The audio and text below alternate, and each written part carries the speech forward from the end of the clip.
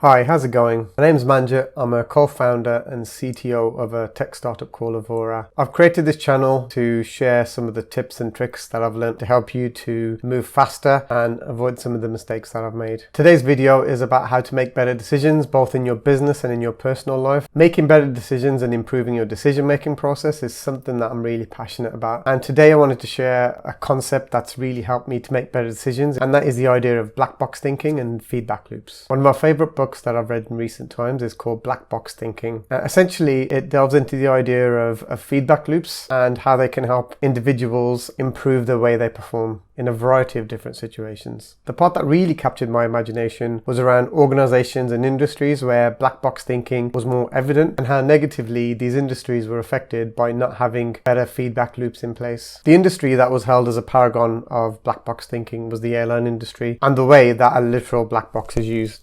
And that's where the book actually gets its name from, unsurprisingly. When disaster occurs and unfortunately planes crash, the black box is accessed and it has a variety of different types of information, from telemetry to systems information. And this helps the investigators get to the bottom of what happened and what led to that plane actually crashing in the first place. One of the things that's really admirable about the airline industry is that there's a lot of transparency and people are a lot more forthcoming about admitting to mistakes or errors as they realize it's for the overall greater good, and there's not as much comeback as there might be in other industries. So you might be thinking, big deal, what's so good about black boxes and the whole concept of black box thinking? Well, if you think about it, airplanes are inherently dangerous. Basically, you're hurtling across the sky in a tin box with two massive engines that are just combusting pure fuel. And if you think about it like that, flying is pretty crazy, really. But despite that, the airline industry is one of the safest in the world. Another industry that's a lot closer to me, where continuous feedback is used quite actively, is in software development. At the end of each sprint, if you're doing agile, we have a concept called sprint retrospectives, where we review what has gone well and what could be done better. For me, this is one of the most important ceremonies in agile software development, and ultimately this has led to the team working more effectively, and the sprints are much more efficient, and we end up delivering much more value to the business and creating a higher quality product. But one of the big suggestions I'd have for anyone doing retrospectives is to make giving feedback anonymous. I've done it in previous companies where you actually go and put post-it notes on the wall,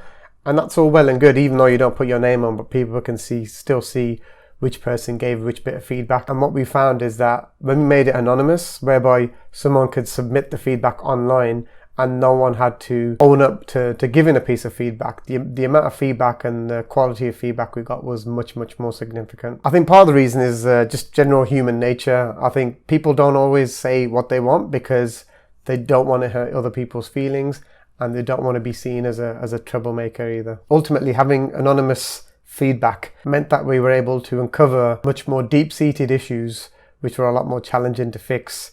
But if they weren't mentioned anonymously, then those developers wouldn't be comfortable coming forward with those ideas. So at least this way, even though sometimes there were tricky concepts, we were actually able to bring them out into the open and to address them much more effectively than we could have before.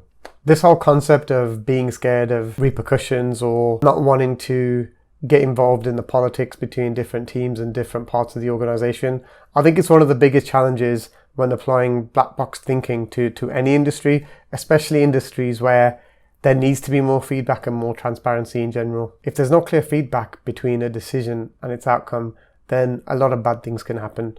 People can't learn from their mistakes, and there's not enough scope for improvement or enough incentive for people to actually improve, because they might think everything's going amazing, but because they don't actually see the actual outcome from that decision, they don't have the incentive to improve. An example of an industry where better feedback could be given is the medical industry. Mistakes are often covered up, and there's a level of defensiveness that happens when there's an error in surgery, for example. If there was more transparency, then some of the more deeper underlying issues could be addressed, and I think a lot of lives that are unnecessarily being lost could actually be saved. So far, I've given examples where feedback loops have been useful or could be useful, but now I'll move on to looking at feedbacks from a more personal perspective and how they can help. Weight loss is a subject that's very close to my heart, and an area where you can have a clear feedback loop. Weighing yourself regularly on a scale is a good example of a constant feedback loop that you can set up for yourself, as it gives you continual feedback on whether your lifestyle choices are negatively or positively affecting your health in quite a short period of time.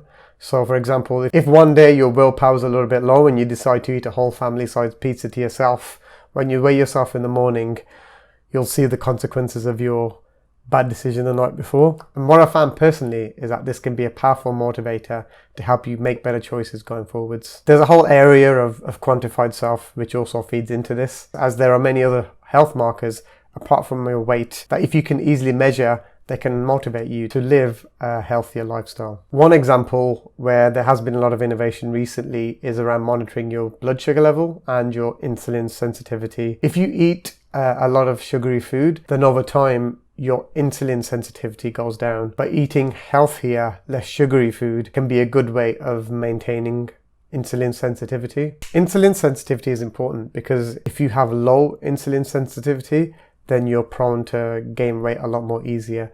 Whereas if you have a higher insulin sensitivity, then you're able to keep the weight off a lot more easily. Measuring your blood sugar level and your insulin sensitivity could be even more specific than weighing yourself, as sometimes when you weigh yourself it can be misleading, especially if you're doing exercise and working out. Then you might not be losing weight, but that's because you're gaining muscle. So for example, if you eat a bar of chocolate and then you see a massive spike in your blood sugar levels, seeing that on a chart might put you off eating that next time because you can definitively see what effect that's having on you. At the same time, it's also very easy to overdo it with feedback loops or to optimize in the wrong direction. An example would be in business. If you're looking at vanity metrics instead of the fundamental health related metrics to your business, then that can lead you to make bad decisions. For example, if you're looking at the number of hits or the number of likes you're getting on Facebook, as opposed to looking at your conversion rate or your profit, then you could be thinking you're doing the right thing, but you're actually optimizing for the wrong thing, and you could be doing more harm to your business than you're doing good. Hopefully I've given you some compelling arguments to try and incorporate feedback loops into your business and into your personal life. They can be a powerful way to motivate you and to focus you on trying to do the right thing.